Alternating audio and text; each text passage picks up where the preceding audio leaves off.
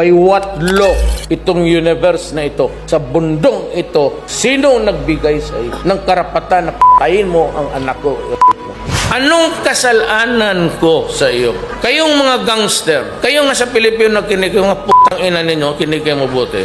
Kaya kayo namatay ganito. Anong kasalanan ng Pilipino? Anong kasalanan na mag-asawa sa iyo na magluto ka ng siyabo at ipakain mo sa mga anak namin? But what right in this universe of to do that?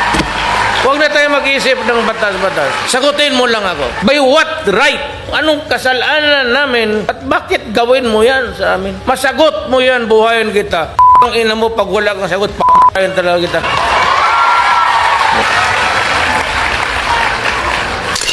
In the years to come, in the next generation, you would know that there is such a thing in this world as the dignity of the Filipino people. You cannot build a nation over the bones of the criminals, if that is what you want to hear. But then, I have to do something by the sheer magnitude of 4 million. Instead of helping me, you are criticizing me publicly. Insulting, because as a matter of fact, every time you mention about human rights violation, there's always a few words added, and that is the assistance. You can have it. It's all yours. We will survive. I'm sure I would be a villain to... Ngayon lang, maybe at this time, not all Filipinos would talk kindly about my stand.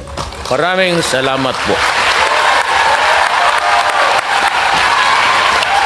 He who is the cause of the cause is the cause of them all. Ulitin ko, he who is the cause of the cause is the cause of them all. Kami nagtatrabaho lang. We have a nation to guard. We have millions of people to see that they are healthy. It's a question of drug. It's a question of public interest, public order. Kita mo, lesser crime. Wala na kasi magnanakaw. Wala na nag-hold up.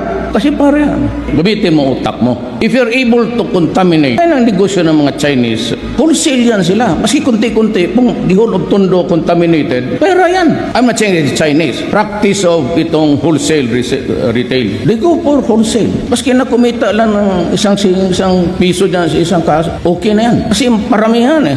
Yan ang ibig kong sabihin. Kayong nasa Naya, pag may tanim pa dyan, lahat kayo alis. I do not care even if your chief of office or your CO there, kung ang chief of police, hindi niya kontrolado ang police niya, may police dyan naglalaro, out sila lahat. And I will accommodate you sa Mindanao. Doon sa Zamboanga, magandang ano doon, Zamboanga maraming beach. Sa harap ng Zamboanga is an island code. Kasi maraming kinikidnap dyan, dyan na kayo magligo-ligo muna. Do not do it to me. I am awed and humbled by the vote given to me by the people. For after all, I did not also ask that I be president.